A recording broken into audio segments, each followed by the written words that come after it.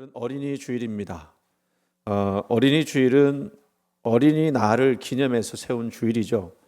어린이날은 어떤 날인가? 어린이들을 기념하는, 어린이가 선물 받는 날인가요? 우리 딸도 어린이라고 자기도 선물 달라고. 아직까지 어린이라고. 비싼 선물 받지 않으면 화나는 날인가요? 우리 어린이들이 선물 받을 때 요즘은 뭐 아이들이 비싼 거 달라고 그런다고. 그래서 어린이날이 어쩌면 또 부담스러울 수도 있겠습니다. 근데 그런 날이 아니죠. 어린이가 하나님 앞에서 한 인격체로서 존중받아야 함을 보여주는 날입니다. 그래서 어린이날을 제정했고 어린이 주일도 제정했습니다. 그렇게 어린이는 참 중요한 존재입니다. 그런데 예수님이 살고 있었던 그 동시대 유다와 당시 주변 나라들에서는 이 어린아이를 제대로 대접하지 않았습니다. 고대 스파르타시죠. 스파르타에서는 아이를 공동체의 전쟁 자원으로 여겼어요. 그래서 아이가 태어나면요, 그 공동체의 장로들이 검사를 합니다. 그래서 강해 보이면 키우고 약해 보이면 또 장애를 가지고 있으면 버렸어요. 왜냐하면 스파르타의 사회 목표는 강한 군인 국가였기 때문에 그래요. 군인으로 쓸만한 아이는 살려주고 아니면은 죽이는 거예요. 로마 제국에서도 그런 일이 있었습니다. 파트리아 포테스타스라고 하는 그런 말이 있는데요. 이거는 아버지에게 절대적인 권한이 있어서 태어난 아이를 받아들일지 버릴지를 정할 수 있는 권리가 있었어요. 그래서 신생아를 낳아서 그 바닥에 내려놓으면 누가 내려놓든지 그 바닥에 내려놓으면 아버지가 이렇게 보고 그 아이를 받아들일지 안 받아들일지를 선택을 하는 겁니다. 그래서 만약에 받아들이겠다 그러면 그 아이를 들어서 머리 위로 올리는 거예요. 그러면 그 아이는 그 공동체에 받아들인 존재가 되었다는 것입니다. 로마도 스파르타와 같이 여자아이나 또 장애아이는 버려졌어요. 그래서 당시 로마에서도 어린이를 독립된 인격체가 아닌 가문의 소유물로 여겼습니다. 예수님 당시 유대 사회에도 예외는 아니었어요. 그런 분위기가 그 동시에도 있었다는 겁니다. 어린 아이는요, 사람 수에도 들어가지 않았죠. 어린 아이는 율법을 제대로 알지 못했고 생산성도 없으며 사회적 영향력도 없기 때문에 사람 취급 안 했습니다. 세상은 이렇게 오래전부터 아이를 평가해 왔어요. 강하면 살리고 쓸모 있으면 인정하고 가능성 있으면 투자를 했습니다. 그렇게 보니까 오늘날 우리 사회와 그 야만의 시대의 모습과 다르지 않은 것 같아요. 그렇죠. 야만의 시대도 평가하고 쟀습니다. 오늘날도 우리는 겉으로는 아이를 사랑한다고 말하지만 실제로는 존재 자체에 대한 소중함보다 성적이 중요하고 결과가 중요하고 경쟁력이 중요하고 또 말 잘 듣는 것이 중요하고, 그건 좀 중요한 것 같아요. 말 잘 듣는 건. 또 부모의 기대를 충족하는 것이 중요합니다. 그거로 평가를 해요. 그래서 아이가 있는 그대로 사랑받는 경험보다도 이런 모양 저런 모양 평가받는 경험을 더 먼저 많이 하게 된다는 겁니다. 참 안타까운 일이죠. 그죠? 있는 그대로 받아들여지는 이 경험이 얼마나 좋은 경험인지 그거를 우리가 잘 알지 못하고 자라온 것 같아요. 그런 분위기가 오늘 본문에서도 드러나요. 오늘 본문 13절 말씀 보면 사람들이 예수께서 만져주심을 바라고 어린아이들을 데리고 왔다 그렇게 이야기합니다. 당시 아까도 얘기했던 것처럼 어린아이를 사람으로 취급하지 않고 숫자로 취급하지 않을 정도였지만 그래도 부모 마음은 비슷했던 것 같아요. 우리 아이가 잘 됐으면 좋겠다. 그래서 저 선생님이 우리 아이를 좀 축복해 주셨으면 좋겠다라고 생각하고 데려온 것 같습니다. 그런데요, 그런 사람들을 제자들이 어떻게 합니까? 꾸짖었다 그래요. 꾸짖었다. 왜일까요? 제자들의 머릿속에도요, 어린아이 그러면 귀찮은 존재, 또 중요하지 않은 존재, 영향력 없는 존재라고 보였던 거예요. 아마도 제자들은 예수님이 이런 어린 아이들에게 시간을 투자하는 것보다 더 영향력 있는 사람들에게 투자하는 것이 낫다 생각을 했던 것 같아요. 그러니까 애들은 가라 이렇게 된 거죠. 그러니까 제자들도 역시 세상의 질서로 아이들을 이해했고 또한 우리 역시 그러하다는 것을 부인할 수가 없습니다. 우리도 은근히 뭔가를 잣대를 들이대고 평가를 받아왔고 또 그런 것들이 있기 때문에 또 평가를 하는 그런 습관들이 있어요. 그래서 우리는 성공을 축복이라고 생각하고 강함을 능력이라고 생각하고 그리고 영향력을 신앙의 증거라고 생각을 해요.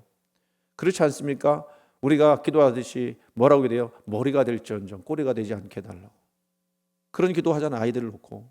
그래서 선한 영향력을 끼치게 해달라고. 그런데 그 안에는 그 아이의 자체에 대한 존재 자체에 대한 사랑보다도 그 아이가 뭔가를 이루어야 된다라고 하는 그런 개념이 있는 거예요. 그런데 예수님은요, 이런 제자들의 행동을 막아서죠. 오늘 보면 아이를 데려오는 사람들을 꾸짖는 제자들을 향해서 예수님께서 노하셨다고 그랬습니다. 14절 말씀, 예수께서 보시고 노하시오라고 했습니다. 노하다라는 거는요, 오늘 본문 안에서는 굉장히 임팩트 있는 단어예요. 단순히 기분 나빴다 하는 정도가 아니고 깊은 분노를, 이 밑에서부터 끌어오는 분노를 표현했다라는 뜻이거든요. 마음 깊은 곳에서부터 올라오는 불쾌함을 이야기하는 겁니다. 그러니까 예수님은 제자들에게 경고의 차원으로서 화를 내신 것이 아니라는 말이죠. 주님이 노하신 것은 근원적인 차원에서의 분노였고 그것을 드러냄으로써 제자들에게 뭔가를 가르쳐 주시고자 하는 의도가 있었다는 것을 볼 수가 있습니다. 14절 말씀을 계속해서 읽어보면 예수께서 보시고 노하시어 이르시되 어린 아이들이 내게 오는 것을 용납하고 금하지 말라. 하나님의 나라가 이런 자의 것이니라 라고 말씀합니다. 여기 중요한 내용이 나오죠. 주님이 분노하셨던 그 내용은 뭐냐? 왜 분노하셨느냐? 하나님 나라가 어떤 것인지를 알려주시기 위해서 분노하신 거예요. 바로 15절 말씀에 이어서 그 나라가 어떤 나라인지를 설명하십니다. 내가 진실로 너에게 이르노니 누구든지 하나님의 나라를 어린 아이와 같이 받들지 않는 자는 결단코 그곳에 들어가지 못하리라 하시고, 어린 아이와 같이 하나님 나라를 받들지 않으면 주님이 말씀하신 것은 그 천국이 허락되지 않았다는 거예요. 들어갈 수 없다라는 것입니다. 여러분, 지금 여러분 이 말씀을 들으면서 그런가 보다 라고 생각하시면 안 돼요. 하늘나라를 들어가느냐 못 들어가느냐 그 기준을 이야기하신 겁니다. 그러니까 우리가 사실은 긴장하고 들어야 해요. 이것을 깊이 있게 생각해 보셨으면 좋겠습니다. 그 시대의 아이들에 대한 생각이나 제자들의 태도를 볼 때에 제자들이 생각한 하나님의 나라는 어떤 나라였을까? 이렇게 생각하면 돼요. 힘 있는 사람 중심이고 성공한 사람 중심이고 영향력 있는 사람 중심의 나라가 하나님의 나라다 생각했던 것입니다. 그런데 가만히 생각해 보면 이것이 오늘 우리가 경험하고 있는 세상 나라의 방식이에요. 힘 있는 사람이 대접받고 성공한 사람이 위대한 사람이 되고 영향력 있는 인플루언서들이 중심이 되는 세상. 그래서 인기가 있고 또 이름이 알려지면 그게 정말 좋은 거고 그게 모든 것을 대변하는 것으로 생각을 하는 거죠. 그런데 예수님은요, 그 공식을 와장창 깨뜨리는 거예요. 그런 방식에 대해서 마음 깊이 분노하시는 거예요. 그리고 오히려 하나님의 나라는 어린아이처럼 약한 존재들이 들어가는 나라다라고 분명하게 말씀하십니다. 어린아이는 어떤 존재입니까? 의존적 존재입니다. 가장 낮은 위치에 처해 있습니다. 그리고 도움이 필요한 자이고요, 아무것도 없는 것을 아는 존재입니다. 그런 존재들이 주인이 되는 나라가 바로 하나님 나라라고 이야기하고 있어요. 여러분, 하나님 나라가 어떤 나라라고요? 의존적인 존재가 들어가는 나라, 하나님만 찾는 나라.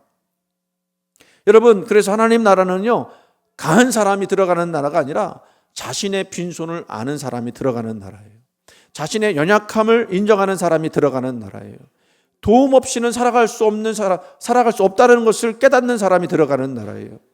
예수님께서 아이들을 막는 제자들에게 분노하셨던 이유가 바로 그것입니다. 예수님은 이어서 이렇게 말씀하십니다. 누구든지 하나님의 나라를 어린아이와 같이 받들지 않는 자는 결단코 그곳에 들어가지 못하리라.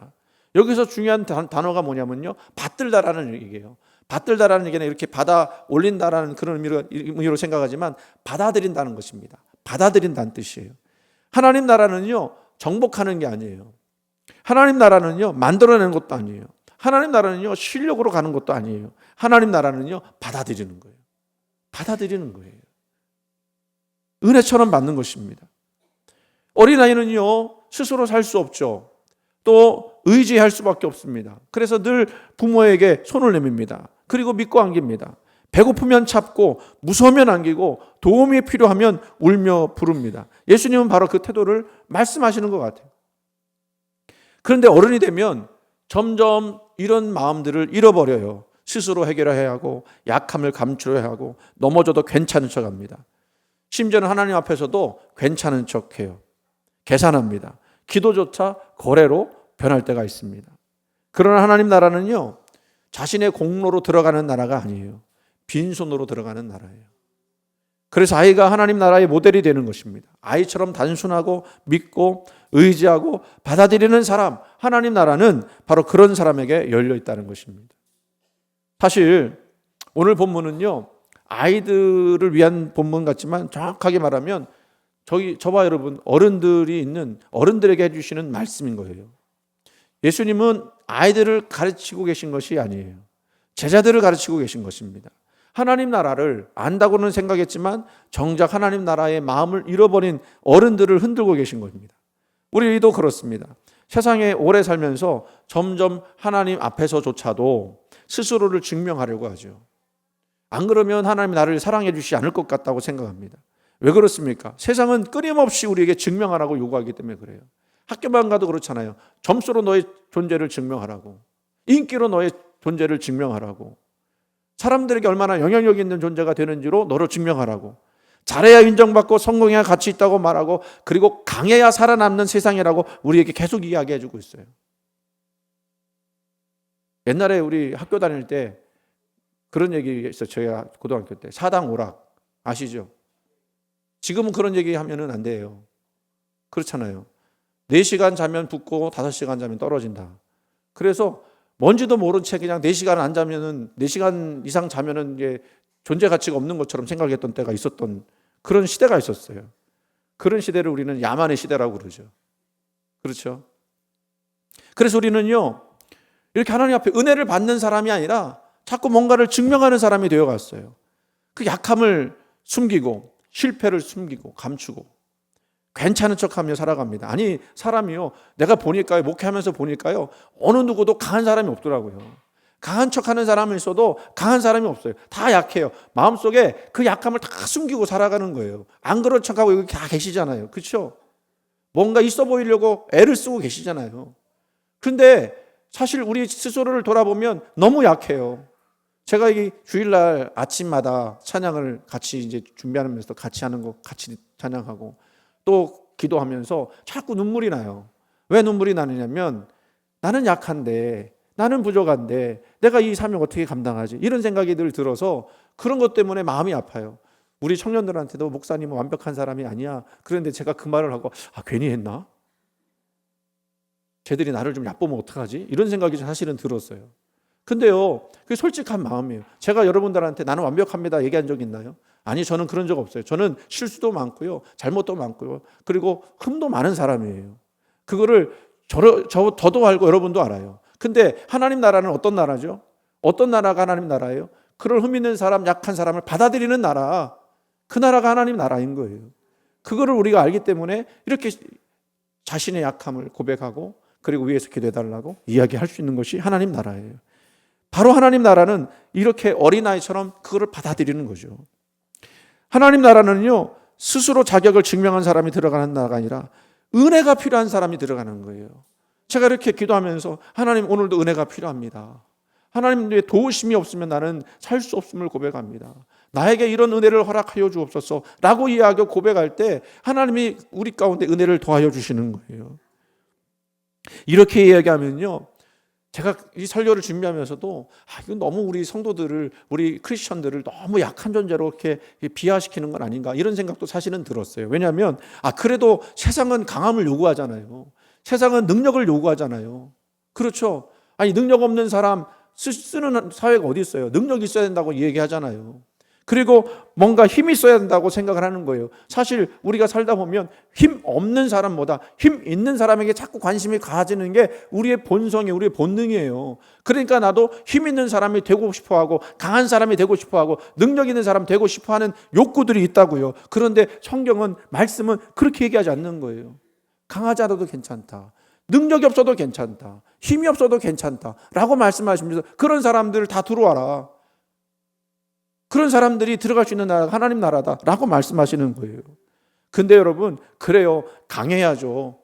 담대해야죠. 사도 바울이 예수를 나의 구주로 삼는다고 해서 약했던가요? 아니죠. 뭐라고 했죠? 내가 약할 때 곧 강함이라 그랬어요. 그게 무슨 얘기예요? 약하지만 내가 강해야 될 때는 우리 주님께서 나에게 강함을 주셨다. 그런데 그 강함이 어디서 오는 거예요? 나의 강함이 아니라 우리 주님이 주시는 강함에서 드러나는 강함이라는 거예요. 우리 강해야 돼요. 능력 있어야 돼요. 힘 있어야 돼요. 근데 그게 주님을 싹 빼고 내 스스로가 그렇게 되려고 하면, 내 스스로가 그것을 뽑아내려고 하면 결국은 무너질 수밖에 없다라는 얘기를 하는 거예요. 여러분, 저와 여러분은요, 이렇게 강한 척하고 능력 있는 척하고 힘 있는 척하지만 결국 깨닫게 되는 건 뭐냐면, 하나님의 은혜가 없으면 이 어떤 것도 당연하게 나올 수 있는 것이 아니구나 깨닫는 거예요. 그래서 우리는 기도하죠. 하나님, 나는 강해져야 합니다. 나는 능력이 있어져야 합니다. 나는 힘이 있어져야 합니다. 그래야 이 세상을 내가 살아갈 수 있습니다. 그런데 중요한 건 뭔지 아세요? 주님 없으면 나는 그렇게 될 수가 없습니다. 주님이 아니면, 주님이 도와주시지 않으면 나는 이 세상 살 수 없습니다. 강함을 보여야 될 때가 있긴 있어요. 능력을 보여줘야 될 때가 있긴 있어요. 힘을 보여줘야 될 때가 있긴 있다고요. 그러나 주님 없으면, 주님이 아니면 나는 단 한 발자국도 나갈 수 없는 존재임을 나는 기억합니다. 주님, 이 연약한 나를 받아주시옵소서. 그리고 나 같은 사람을 우리 주님은 아낌없이 받아주시는 하나님이신 것을 나는 믿습니다. 주님, 받아주시옵소서. 그렇게 기도하고 나가는 거예요. 이제 마지막으로 들어갑니다. 본문의 마지막은요, 참 조용한데 마음을 울리는 장면이 나와요. 여러분이 마음 울리셨는지 모르겠어요. 16절 말씀 같이 한번 읽어보겠습니다. 16절 말씀. 그 어린 아이들을 안고 그들 위에 안수하시고 축복하시니라. 참 조용하게 평범한 이야기인 것 같은데요, 이 말씀이 참 우리에게 위로가 됩니다. 우리는 너무 익숙하게 읽었죠. 하지만 당시 사람들에게는 굉장히 낯선 장면이었어요. 왜냐하면 아까도 얘기했던 것처럼 애들은 사람 취급도 안 했고 영향력도 없고 능력도 없으니까 안아주거나 귀하게 여기거나 하지 않았다고요. 대신에 영향력 있는 사람, 배운 사람들, 가치 있다고 생각되는 사람들 그 곁에만 있으려고 했다라는 겁니다. 그런데 예수님은요, 아무것도 가진 것 없는 아이를 품에 안으셨어요. 아무 능력도 없고 아무 도움도 안 돼요. 그런데도 그 아이를 품에 안으셨어요. 왜입니까? 아이의 어떤 가능성을 보신 것이 아니라 그 존재 자체를 사랑하신 거예요. 오늘 이 장면이 필요한 것은요, 아이들뿐만이 아닙니다. 오히려 경쟁에 지친 어른들, 저와 여러분들에게 필요한 장면입니다. 우리는 너무 오래 세상 속에서 이렇게 살아왔어요. 힘이 있어야 된다고, 강해야 된다고, 능력이 있어야 된다고, 그 속에서 내 능력을 보여주지 않으면 나는 도태될 수밖에 없다고 하는 그런 마음, 불안한 그런 염려 가지고 살아왔어요. 여러분, 얼마나 고생 많으셨습니까? 잘해야 한다고 하는 강박, 뒤처지면 안 된다는 불안, 계속 뭔가를 증명해야 한다고 하는 압박, 얼마나 심하셨습니까? 괜찮은 사람처럼 보여야 했고, 무너지지 않는 척 해야 했고, 늘 뭔가를 해놔야만 했습니다. 그래서요, 어느 순간부터 쉬는 것조차 불편해졌어요. 가만히 있으면 내가 무능력한 사람이 되는 것처럼 보였어요. 심지어 신앙 안에서도 그랬죠. 기도를 많이 해야 하나님이 나 사랑하시는 것 아닌가? 잘 섬겨야 인정받는 거 아닌가? 좋은 신앙이 되어야 하나님 앞에 설 수 있는 것 아닌가? 그런 느낌들이 있었습니다. 그래서 하나님 앞에 나와서도 자꾸 뭔가 감추려고 하고 긴장하고 괜찮은 척하고 나는 아무 도움도 필요 없는 사람처럼 생각하고 은혜를 받으려면 나왔으면서도 계속해서 뭔가 자신을 증명해내려고 하는 그런 우리들의 모습이 있었다는 거예요. 그런데 오늘 예수님은 그 아무것도 증명하지 못하는 아이들을 안으신 거예요.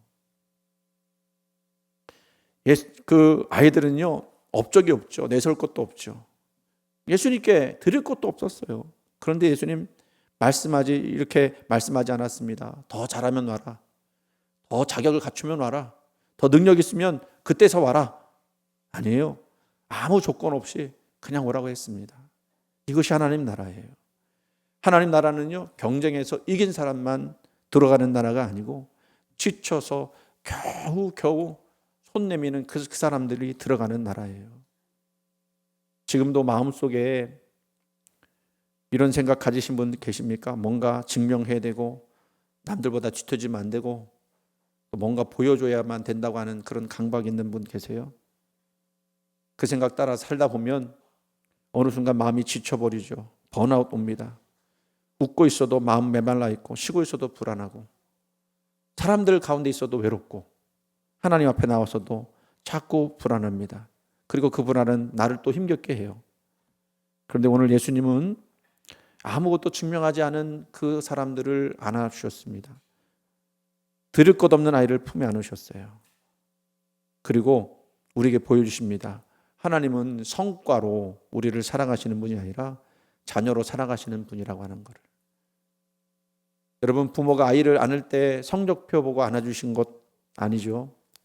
마찬가지로 하나님은 우리의 성공과 실패 이전에 당신의 자녀로 우리를 안아주시는 줄 믿습니다. 그래서 어쩌면 오늘 우리에게 가장 필요한 회복은 믿음 안에서 더 강한 사람 되어지기를 원하는 그런 마음이 아니라 다시 하나님 앞에 안길 수 있는 마음, 다시 하나님을 의지할 수 있는 마음, 다시 어린아이처럼 하나님 안에 그 품 안에 울 수 있는 마음인지도 모르겠습니다. 신앙은요, 점점점 더 대단해져 가는 사람이 되어지는 데 목표가 있는 게 아니고 오히려 하나님이 없으면 단 한순간도 살 수 없습니다라고 하는 고백을 해나가는 것이 우리의 신앙인 줄로 믿습니다. 내 힘으로 버티는 것이 아니라 하나님의 은혜로 오늘도 살아가고 있음을 깨닫는 것입니다. 바로 그 순간 경쟁 속에서 굳어졌던 우리들의 마음이, 우리 영혼이 다시 쉼을 쉬게 될 거예요. 오래 긴장하셨습니다. 오래 압박받아왔습니다. 주님께 여러분의 영혼을 맡기세요. 여러분의 삶을 맡기세요. 버텨야만 했던 영혼들의 안식을 여러분 주님 안에서 누리시기를 바랍니다. 왜냐하면요, 하나님은요, 우리에게 요구하지 않으세요. 너 자꾸 뭔가 증명하려고 하는데 내 앞에서는 안 그래도 된다. 내 앞에서는 그냥 있는 그대로 와서 울고 싶으면 울고 소리치고 싶으면 소리치고 답답하면 답답하다고 이야기하고 그러면서 나와 교제하자. 그때 내가 너를 도와줄게. 내가 너와 함께 할게. 네가 힘들고 어려울 때 그 눈물 속에 내가 너와 함께 했다는 것을 잊지 않도록 내가 도와줄게. 말씀하실 거예요. 우리 주님은 실패했다고 넘어졌다고 지쳤다고 말씀하지 않으시고 오히려 아무 말 없이 두 팔을 벌려서 우리를 품으십니다. 그리고 조용히 말씀하십니다. 뭐라고 말씀하시느냐? 수고하고 무거운 짐진 자들아 다 내게로 오라. 내가 너희를 쉬게 하리라. 우리는 그 품 안에서 다시 살아날 줄로 믿습니다. 여러분, 이 말씀을 여러분에게 드렸다고 할지라도 여러분의 삶은 또 변하지 않을 거예요. 왜냐하면 그 상황과 형편이 계속 우리를 몰아가기 때문에 그렇습니다. 그러나 그럼에도 불구하고 강해져야 되고 능력 있어야 되고 힘 있어야 된다고 하는 요구하는 이 세상 속에서 그럼에도 불구하고 나는 주님 안에서 새 힘 얻겠다고 능력 얻겠다고 주님 아니면 안 된다고 고백하며 나갈 수 있는 그런 믿음을 가진다고 하면 하나님이 여러분들을 감싸 안으실 줄로 믿습니다. 아무 조건 없이 그냥 뛰어들어가 하나님의 품에 안기세요. 그러면 주님께서 아무 조건 없이 맞아주시고 우리에게 안식과 평안을 기쁨을 허락해 주실 줄로 믿습니다.